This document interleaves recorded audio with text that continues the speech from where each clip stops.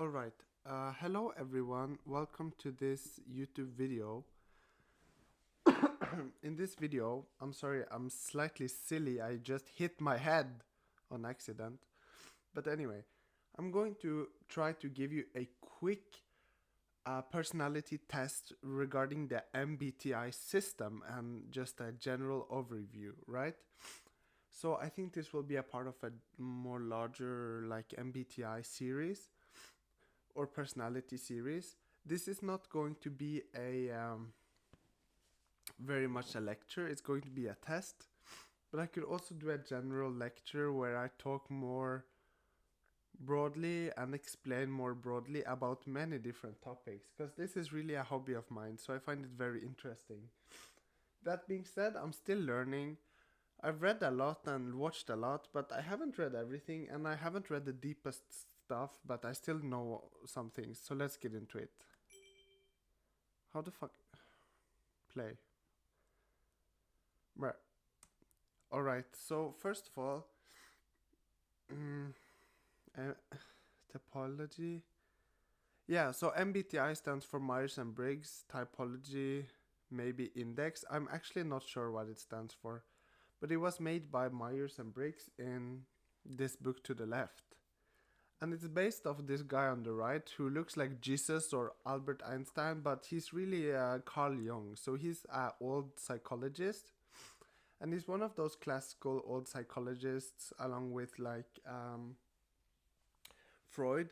And when some people talk about MBTI as Jungian personality, you know, some people call it 16 personalities, but Jungian philosophy and stuff like this, that's kind of the oldest book. So I think there are institutes which teach Jungian psychology based off Carl Jung, and they're old as hell. So it's been around for a while.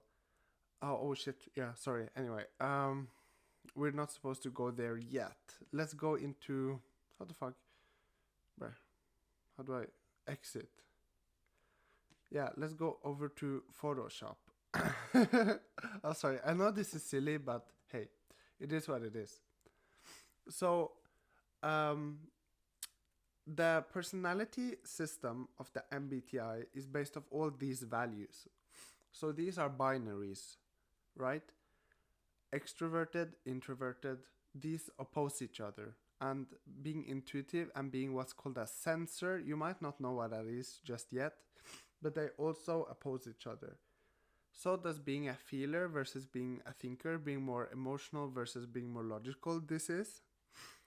And lastly, perceiver and judger. You don't know what that is either, but you actually won't need to know in this test. Now, the reason I wanted to make this test is because the reason I wanted to make this test is because I think that the quite boring web tests where you just answer questions, they don't bring you along on the process. Meanwhile, here, I'm going to bring you along on the process and I'm going to let you pick your own personality type. So we're gonna start with these 4 values. The later values we can add on later to find your final personality type. But you probably have you probably already know whether you feel you are more of a feeler or a thinker. But let's get into what an intuitive versus a sensor is. Now, what you see on screen is 4 values which are based on the 4 values. If you are an intuitive and you are also a feeler, then you are an NF type. And N stands for intuitive, F stands for feeler. The reason N stands for intuitive is because I stands for introvert already. So they don't use the same letter twice, and therefore intuitive becomes N. It's lame, but it is what it is. Now, you probably already know whether you are a feeler or a thinker, because I think in popular culture, we kind of base people on that. You've probably heard, if you're a thinker, you've probably heard you can be called sometimes strategic, or you have a feeling of that yourself. Meanwhile, if you heard you're a feeler, you would hear you're dramatic or emotional, but you also probably know that already. You can pause the video and think about it if you're not sure. But let's get into what being a sensor versus being an intuitive is. Being an intuitive person is kind of not what it is in popular culture.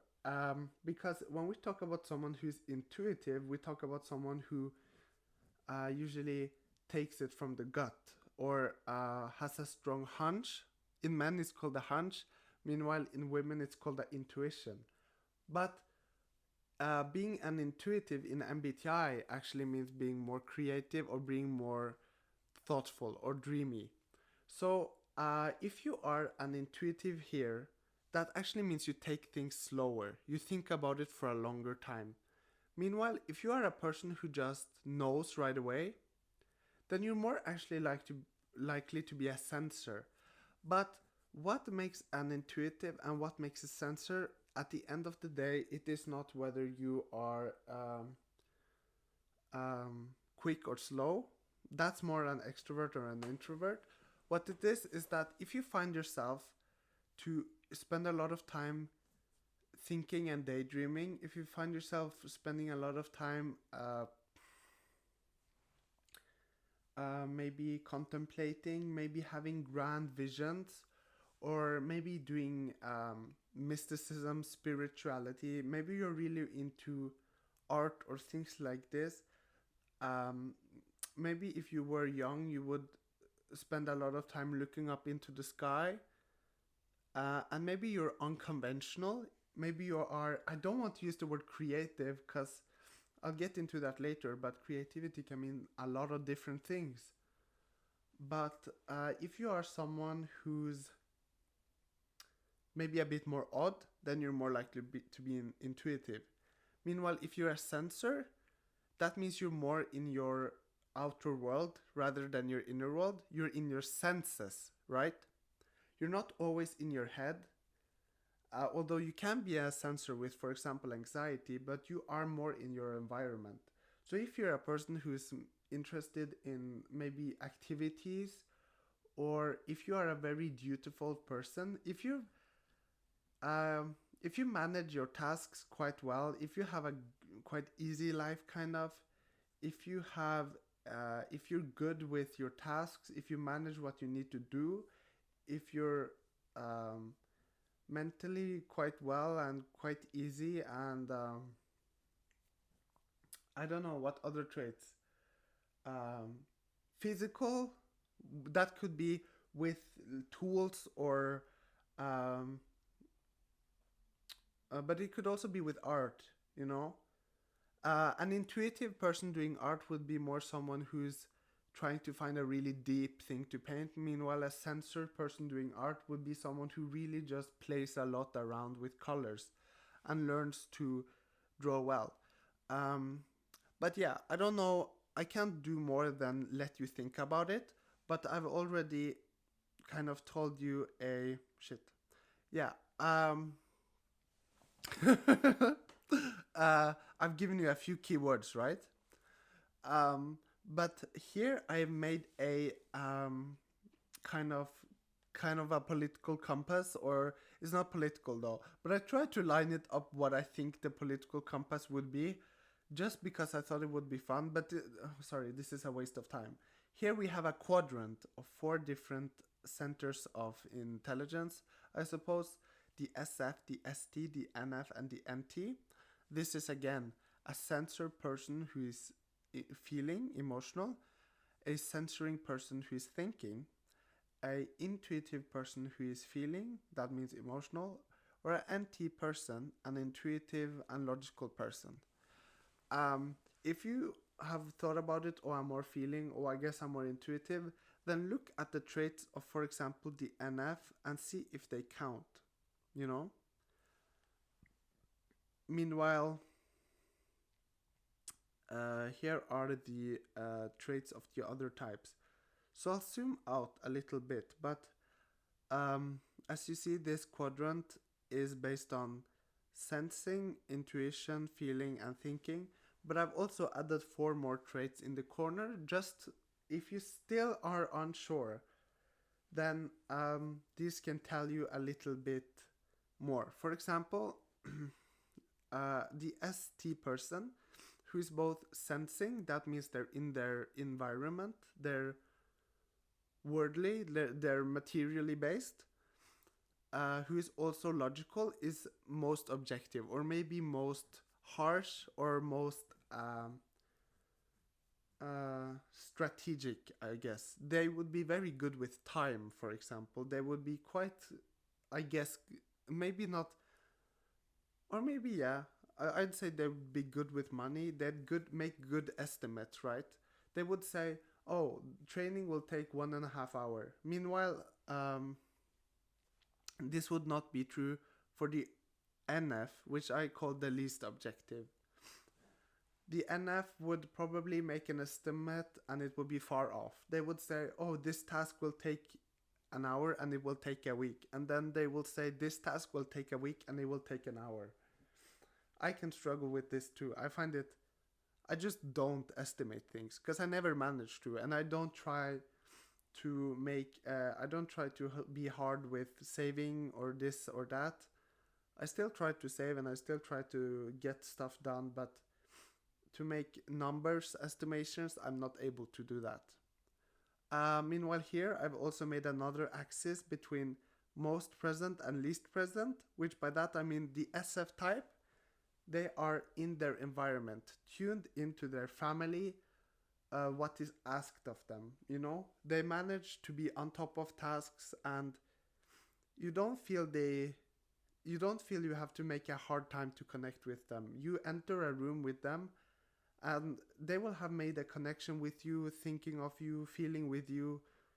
The vibes connect quite quickly because their emotions, of course, connect with other people, but so do their sensing, their outwardliness. So in a way, they're quite outwardly with their feelings. Meanwhile, an NT type is, I've called them nerdy or rigid, which sounds very harsh, but I think I've kind of insulted all the personality types in this,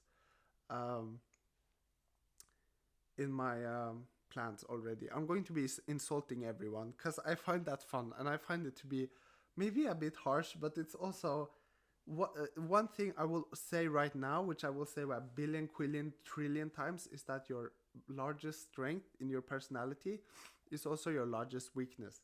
And that's true for every personality in every personality system. Now, MBTI is one personality system, but there are more, which we won't get into.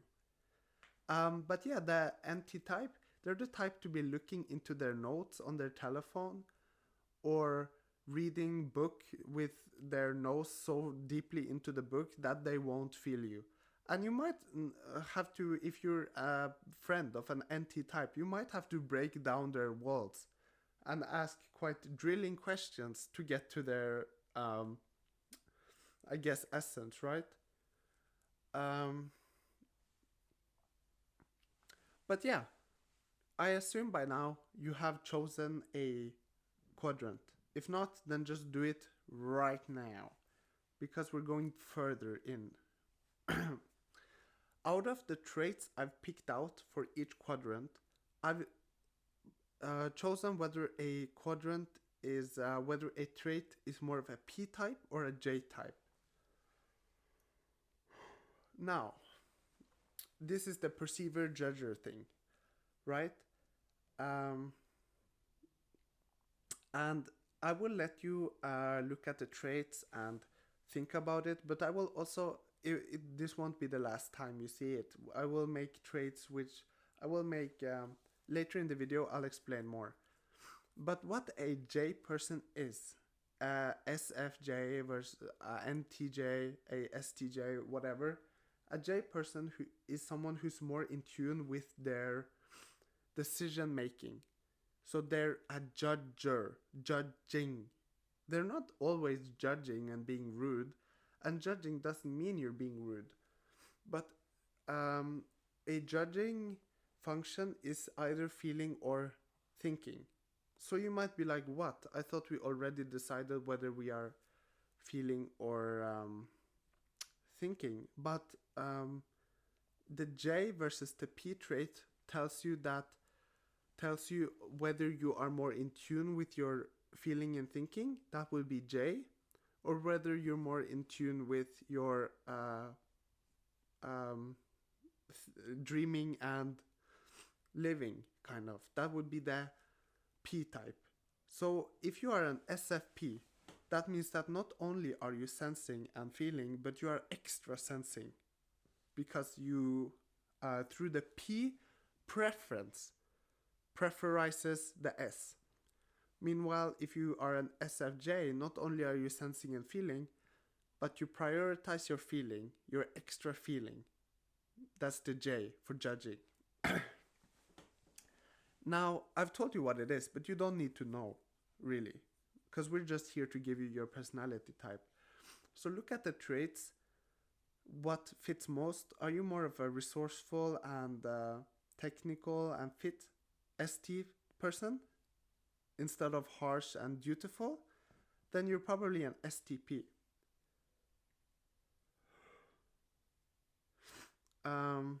No, I'll keep both up right now. So as you see now, I've created more in-depth descriptions which you can look at. You might need to pause, but these will help you confirm or not based off the traits. So an ST person who is choosing their perceiving, that's what P stands for, but perceiving means both S and N, which we talked about previously. This is a bit complicated. You don't need to remember this. But they would be quite secretly nerdy, meaning that while they seem physical and vulgar and I guess quite often, regular, they have their technical things they like. They might be really good in, Photoshop, or really good with, the stereotype is that they're good with cars for some reason. Meanwhile, an STJ person, not only are they sensing, not only are they thinking, but they preferences their thinking. So this would be very logical persons, they would be kind of square, but in a way, I wrote good people, and I mean that because they're very, they are also, because of their logic, they might seem cold, but they have a clear, concise, square-cut logic which holds themselves accountable. If they think something is stupid, they won't do it. And often, being mean and cruel is seen as stupid in their eyes, so they won't be that. But going over to the NFP type, for example, someone who's an NFP will be spontaneous, expressive, and particular. Meanwhile, an NFJ might have those traits. They will have those traits. But more prominent will be the traits of loyalty and being kind of regulated, but still being quite visionary. The NFJ, they're classical politicians or poets because they wish to inspire. They might be religious cult leaders too, but most NFJs will definitely not be that. So yeah, if you haven't picked it out, then pause the video, look at the traits of your quadrant, think about it, because now I'm assuming you have picked out a type. You can pause now, and if you haven't, then too bad, because it's done. Congratulations, you now have your 3 traits. And now we're going back to the keynote, because now I'm going to tell you a secret. Because you thought I was looking at your traits, right? Oh, this shit pisses me the fuck off. Play. Anyway, you thought I was looking at your traits, your preferences, but I wasn't.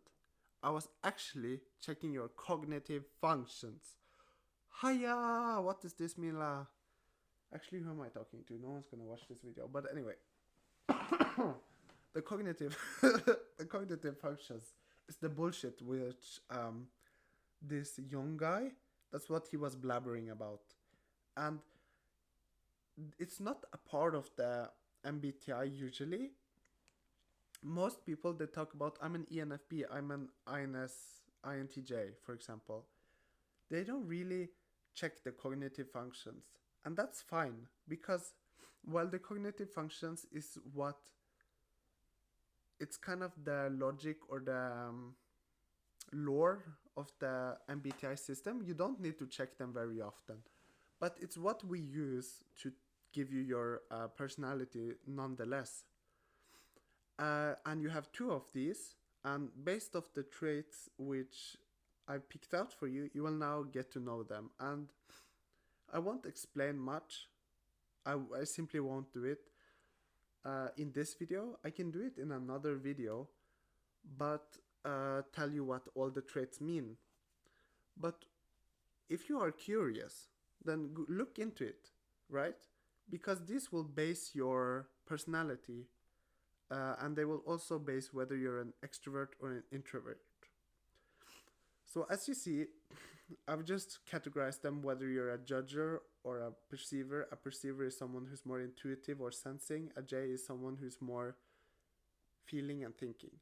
But if you're an SFJ, whether you're an extrovert or an introvert, you will have the traits of SI, meaning introverted sensing, and FE, meaning extroverted feeling. And that's the system for all of these. If you're a P-type, an STP, then you have the traits of introverted thinking and extroverted sensing.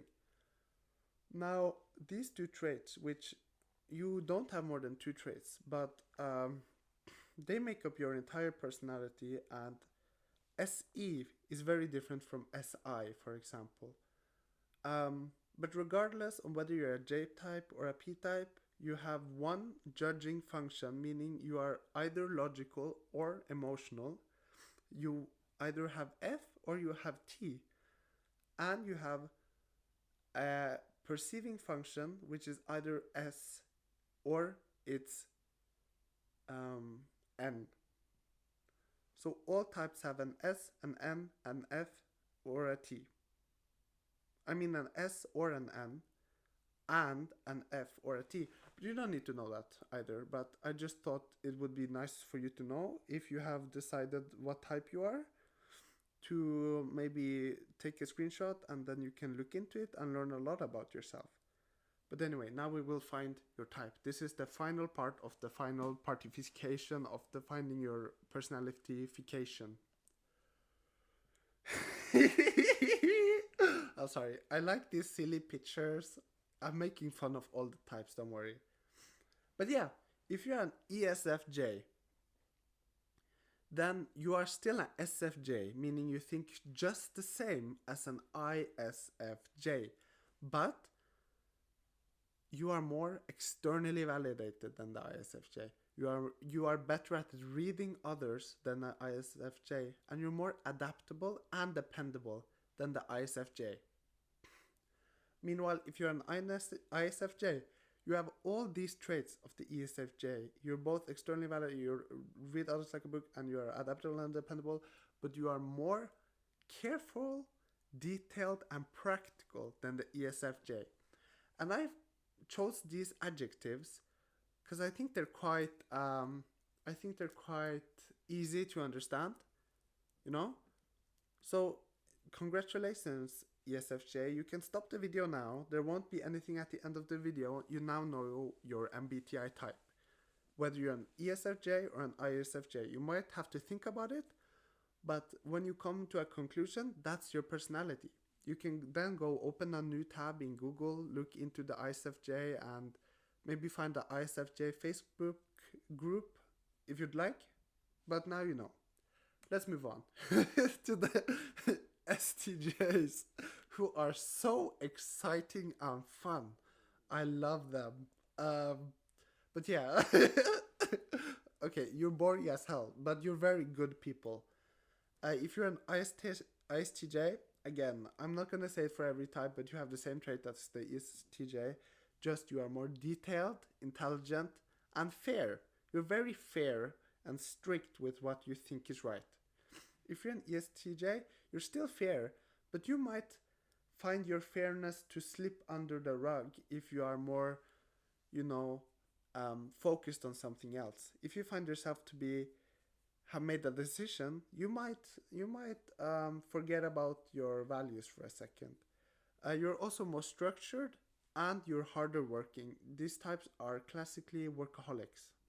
So that's not good at all. But it's just if you've heard that before, then you might be an ESTJ. And now for the NFJ type.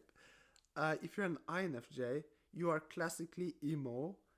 Not really emo actually, but you find yourself tragically always at the expense of others, being pushed over or forgotten about, and you're also likely to complain about it. But yeah, you're more introspective and you're more clever than the ENFJ. Now, the clever isn't a, like, I don't know, it's not a typical trait of the INFJ when people talk about the INFJ, but I have INFJ.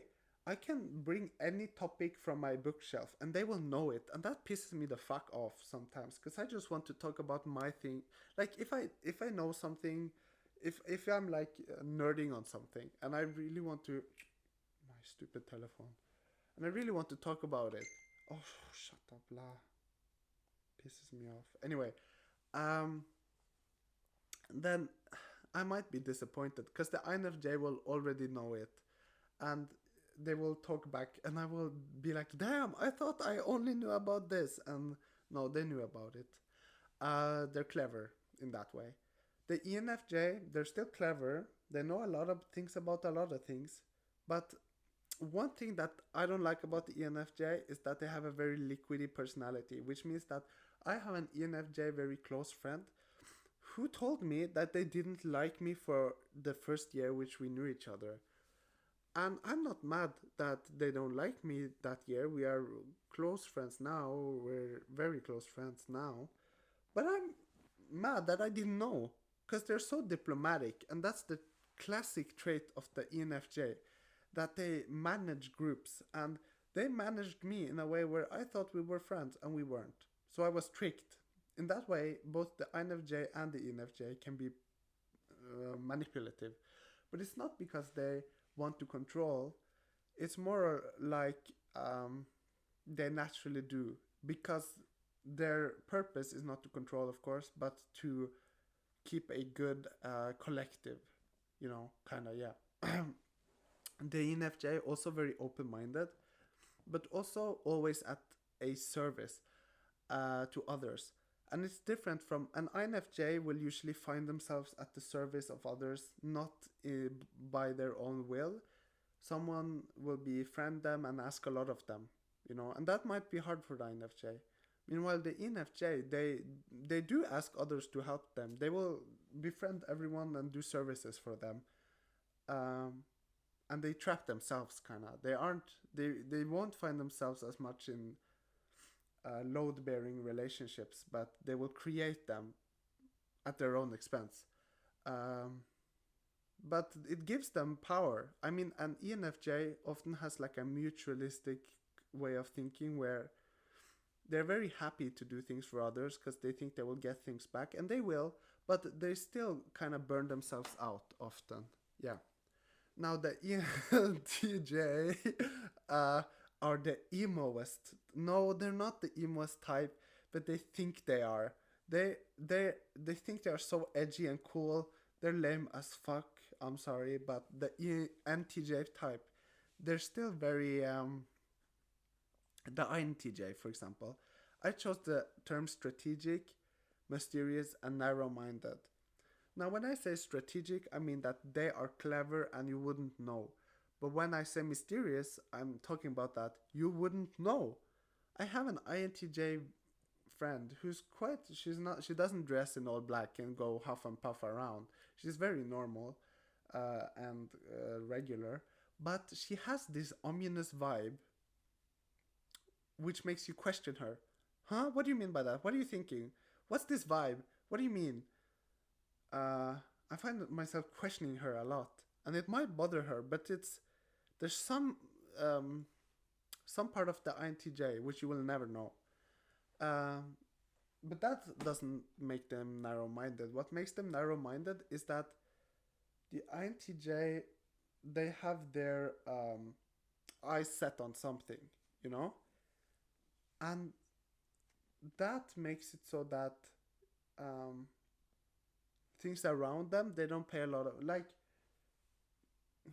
If an INTJ is very set on, let's say, politics, then they will have a strong opinion about politics and be very open minded to other people's opinions on politics, actually, because they want to expand their opinion on politics. But they will know nothing about sport and they won't even consider learning about it. They won't consider talking about it. They'll be narrow minded to it. They will have their, let's say, first impression kind of prejudice about things they don't care about, and they won't be willing to expand them because they don't care about expanding them. But that does make them seem narrow minded. And if you're trying to invite them or include them in something they don't care about, they might seem very crass or conservative or like ignorant, kind of, yeah. Sounds harsh, but that's the way it is. The ENTJ has all these traits too, but um, they are more likely to have to be busy, very busy, always doing things. They will work the entire summer. They will work all the time and on their projects, but they might also treat their friendship relationship as work too. You know, so you might feel you're just another list, you're just another point on their checklist, and you might feel they don't care about you, and they do care about you, but sometimes it might be for the wrong reasons. The ENTJ are one of the most manipulative types. That doesn't mean they're fake though, because the NTJ type is actually not very diplomatic. They're not very charming. They say it like it is, and you might find that charming. That's fine, but unlike some other types which have a natural charisma and blend their personality, the NTJ does not blend their personality. So if they're trying to convince you, they'll say to your face what they want. That's good, actually. I like that trait. But they might still be utilitarian while saying it like it is. I cannot. Yeah. I hope you don't see that annoying low battery sign on the screen because I can't remove it. Anyway, the SFP type. I'm going to talk a little bit faster because I'm scared my battery is going to run out. Um, the ESFP is classically hedonistic. That's the same as eating a lot and sexing a lot. No, but yeah, being very into deep emotional connection, but also deep physical connection, meaning a lot of sport, a lot of food, a lot of things. So ESFPs are, I'm sorry to say, but they're either very fit or very fat. Because either they sport too much or they eat too much. I'm sorry. Um, they're also I wrote actually joyful. I didn't write joyful because some types are very likely to be joyful because they see bad emotion as evil, kinda. So a lot of types might make the mistake of faking their mood and just saying, "Yeah, I'm happy, I'm happy, I'm happy," you know, kind of overriding their emotions. The SFP type does not override their emotion. Instead, they actually find things which make them happy. The ESFP type is the best type at doing what they like, doing it consistently, and therefore living a happy life. Now, they might be depressed. If they are depressed, it's because while they're still having a lot of fun, they're not having meaningful fun. They might be partying, you know, I was partying every day, but I was depressed. You know that old TikTok sound? Yeah, it's like that. They but they are actually joyful. But they might, just like every other type, they can be unhappy, but they're still going to have a lot of fun, you know. So there might be a disconnect between fun and happiness for the SFP type. The ESFP is also very quick with it. They get an impulse and they do it. Um, that doesn't mean they're getting an impulse to do drugs every day. I don't want to paint a bad picture of the ESFP type. I'm just playing around. Um, it might mean, oh, I want to go to the library and study, and they don't wait. They do it right away. Anyway, the ISFP type will also have all these traits, but unlike the ESFP type, I find that the ISFP type is very dramatic and also has a keener eye, but is also more selfish. So by being egocentric, I don't mean that they're stealing from others or something like this, taking from others. I just mean that their day is planned around their emotions and what they feel like. When I say they have a keen eye, the ESFP also has a keen eye. They don't have very much of the creativity which goes around creating cool concepts. Instead, the ISFP type has a creativity which goes around painting with pretty colors and playing with pretty music. But if you were to listen to an ISFP musician, let me tell you, a lot of the time the singing is great, but they're singing about singing. And the art is good, but they're painting about painting. It's nothing new, it's nothing interesting. It might be what you've already seen on Pinterest, but they're good at it. So that's a working point for a SFP type to get some depth in their personality. But yeah, I find the ISFP to be more dramatic, although the ESFP usually gets that word more often thrown at them. But I find the ISFP to be more dramatic. You will just have to talk to them about it. They might not come up to you and scream about, "Oh, this happened to me," but they will be very dramatic in their way. In the way they view life, it's a dramatic power play of emotions. Now the NFP type is much like the SFP type, just okay. So I said the ENFP type. Oh, damn, I'm really stressing about the battery now. I said the ENFP type is all these good things because it's my type, but but yeah, the NFP type, they do get shit thrown at them too. For example, the NFP type is very much driven by their impulse, but it's not more like a fun impulse. It's more like what they're into. They're very much dragged back and forth between the different concepts which they are studying or things they are into at that time, things that pique their interest, you could say.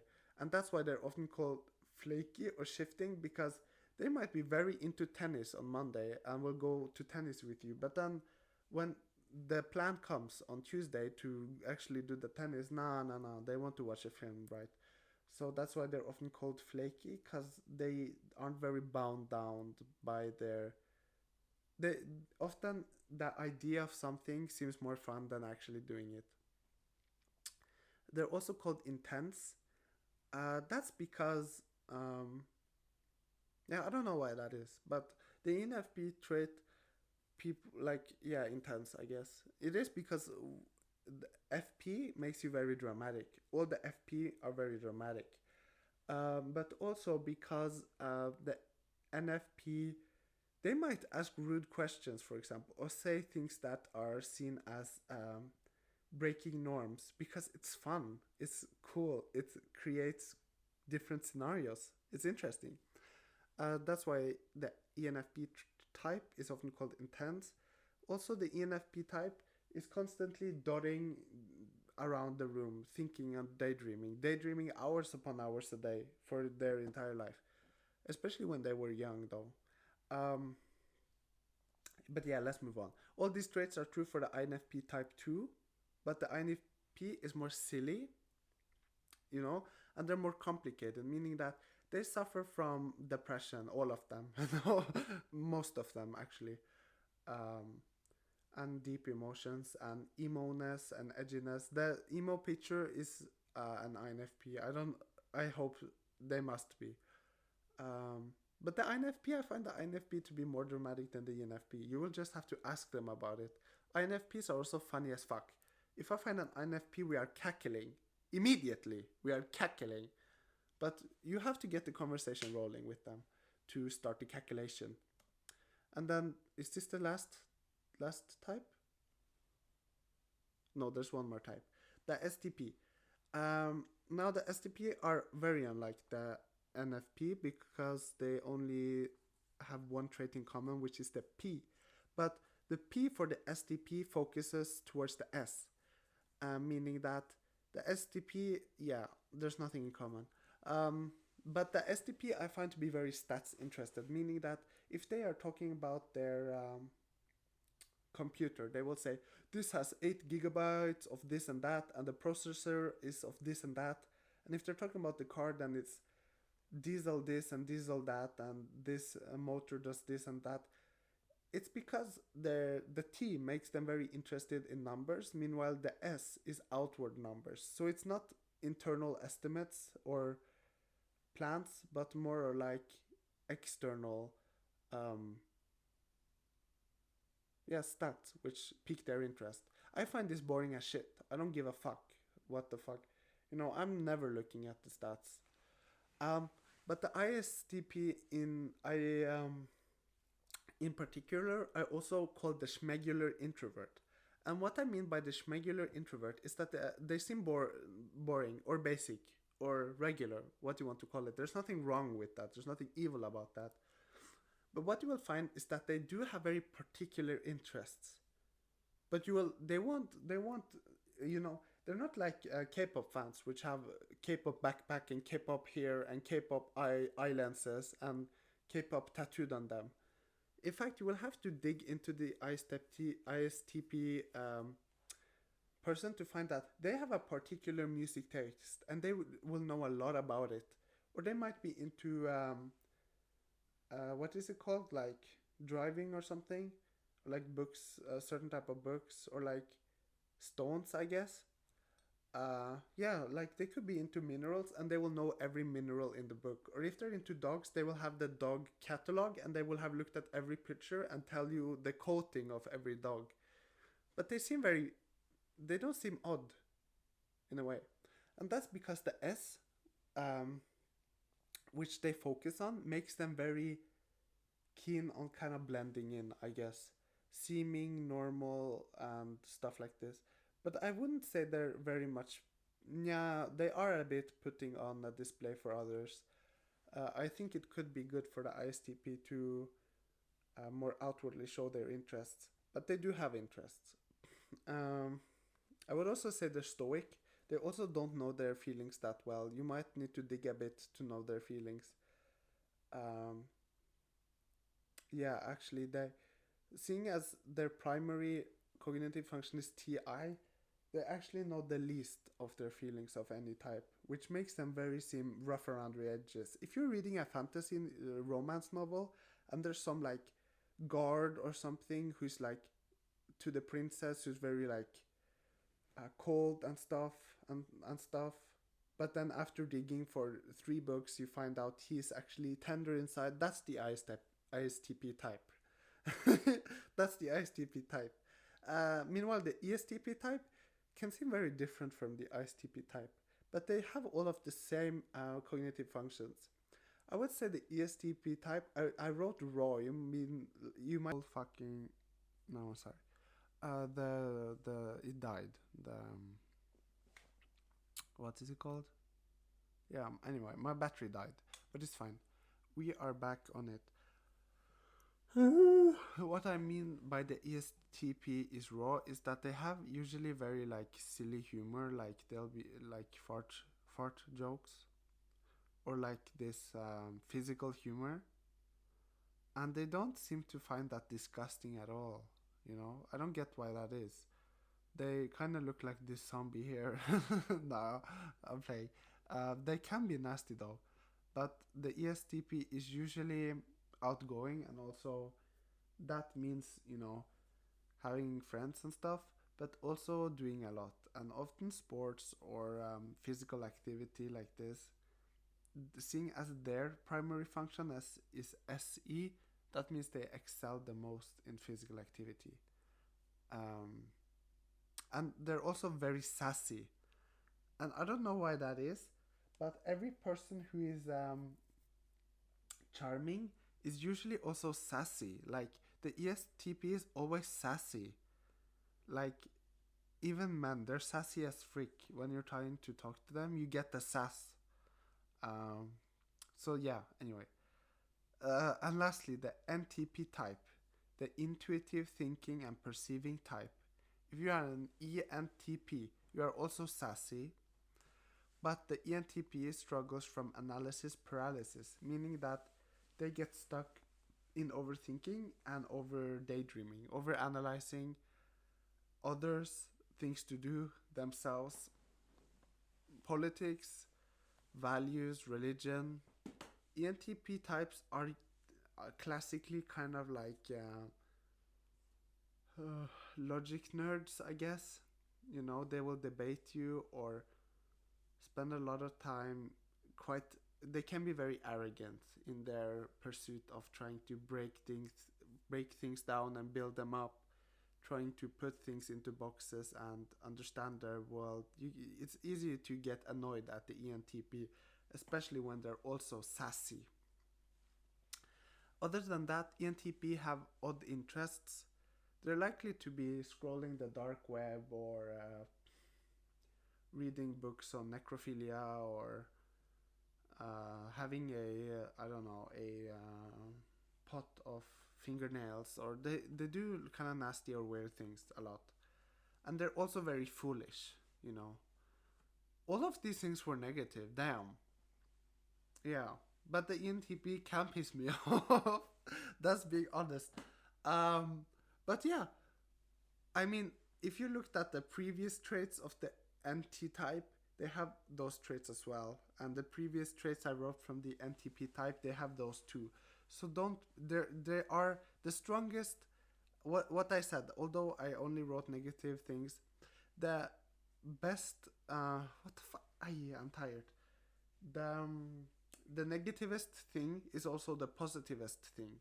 So they might have analysis paralysis, but that means when they do come to conclusions, they're very sound. And they might have odd interests, but they tell interesting stories and build upon a strange worldview, which makes the ENTP often interesting to talk about. And they might be foolish, but they're also funny because of that. ENTPs often get what's called like jester's privilege, where them doing silly things all the time, you kind of don't take them seriously. And that's one way they can be quite manipulative, that they make you not take them seriously, and then that's how they get you, in that that gives them a window of opportunity to do a lot of things. They can do whatever they want because they're not taken seriously and not seen as a threat.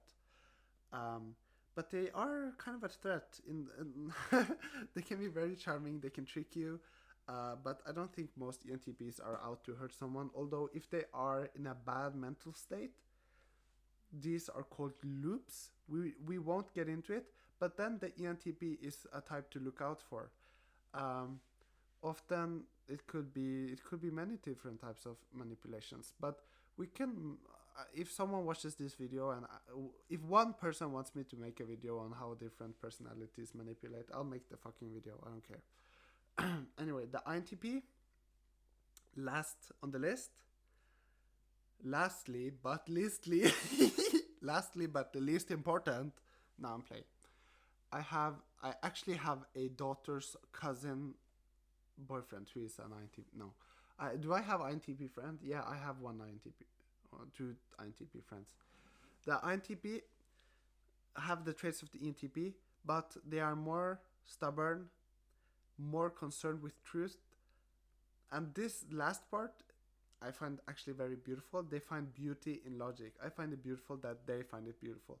I was talking to my INTP friend, and he was going on about how Minecraft, you know, in Minecraft, when the world renders, it renders a new map every time, right? And I forgot what this system is called, but there's many of these kinds of systems for creating landscapes, for creating buildings. You can create those kinds of rendering systems based on seeds for everything, and they could generate all kinds of stuff. And he was showing me a program where he was creating a program where different inputs would generate new different landscape. And it wasn't in Minecraft, but he used Minecraft to explain it. He found a lot of beauty in this logic.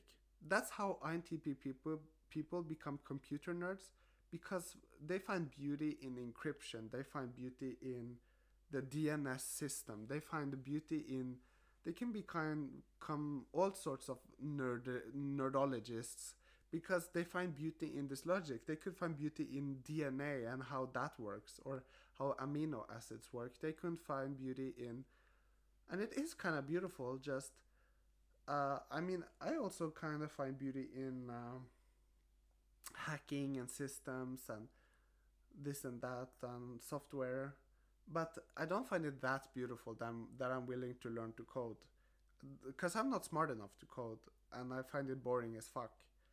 But that's the driving point of the INTP. When you see them so deep within a book that their nose is peeking through the other side, trust me, while you might not get it, ask them to explain, and they'll explain it quite simply, so you'll get it, and it will pique your interest for real.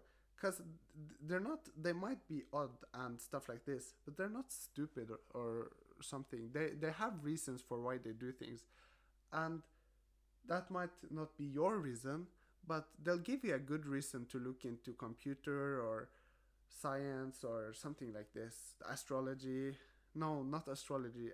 Astronomy. Yeah, they'll find beauty in those kinds of things. So if you are an INTP, you would have more of these traits. Meanwhile, if you're an ENTP, you would have more of the kind of arrogant traits or the other traits. I'm trying to just paint general pictures here using general adjectives, not to give a kind or nice explanation. That's because I simply don't care. But also because I think this video will be the most efficient if I just paint general pictures. And then it's up to you, regardless of which personality type you are, to spend your time looking into the strength of your personality. But I can't do that for you. Anyway, that's it. I've gone through all the personality types now, and I've tried to paint general pictures. If you need more help, I would convince you to look into, it's called the Personality Database, or you can just Google it. Google ISFJ career paths, and then you look at the career paths, and then you'll see, oh, I've been looking into some of these, then it might be a good fit. Or you can look ESFP hobbies, and then you might say, oh, I have these hobbies, right?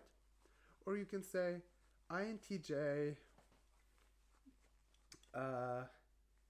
the office characters, and then, oh yeah, that's my favorite INT. So that way you kind of use your empathy to connect. That's what works for me.